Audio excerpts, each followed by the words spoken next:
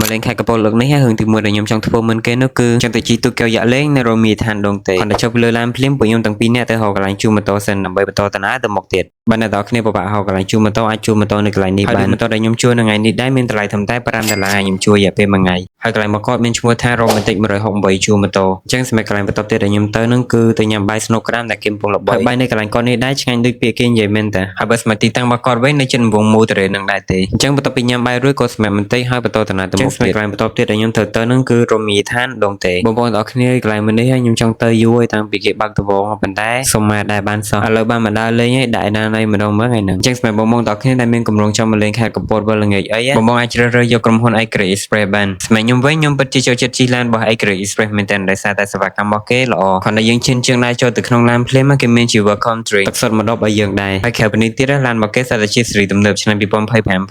បើនិយាយពីតកងឡានរបស់ពួកគាត់វិញសិតតែមានបទពិសោធន៍យូរឆ្នាំហើយបើស្ម័គ្រជើងធ្វើដំណើររបស់គេវិញគេមានពីភ្នំពេញទៅខេត្តកំពតសីហនុបោះរងហើយនិងកោះរងស្លឹមហើយនៅដើមខែ6នេះដែរគេមាន promotion ថ្មីពីភ្នំពេញទៅកំពតចំណាយអស់តែ$3ចាំដល់ព័ត៌មានលម្អិតអាចចូលទៅក្នុង page iCreate Express បានអញ្ចឹងកន្លែងបន្ទាប់ដែលពួកខ្ញុំត្រូវទៅនឹងគឺរមណីយដ្ឋានដងតេជារមណីយដ្ឋានមួយដែលល្បីឈ្មោះជាងគេនៅខេត្តកំពតនេះទាំងទេសភាពនិងបរិយាកាសនៅនេះវិញដែលអមទៅដោយរុក្ខជាតិដែលមានពណ៌ខៀវខ្ចីបើយើង view ពីលើទូកកែវយ៉ាក់ទៅវិញបងអើយស្អាតខ្លាំងមែនទែននេះហើយជាក្តីសម័យរបស់ខ្ញុំគ្រាន់តែចង់មកជិះទូកកែវយ៉ាក់ឈៀហើយសម្រាប់ថ្ងៃដែលខ្ញុំទៅលេងនេះគឺមេឃអំណោយផលមែនទែនមេឃភ្លៀងមកគឺត្រជាក់ត្រជុំមែនទែនអញ្ចឹងគ្នាយើងទៅថ្ងៃសៅរ៍ថ្ងៃអាទិត្យអីហ្នឹងតែទៀតដាក់មក trip មើលមកគេថាហៀប plan ហៀបអីស្អាតហើយប៉ុន្តែដល់ថ្ងៃ cancel plan ចោលរហូតអញ្ចឹងសម្រាប់វីដេអូរបស់ខ្ញុំថ្ងៃនេះដែរមានតែប៉ុណ្្នឹងទេបើចូលចិត្តវីដេអូរបស់ខ្ញុំជួយ unfollow TikTok របស់ខ្ញុំចោលម្នាក់មួយទៅ bye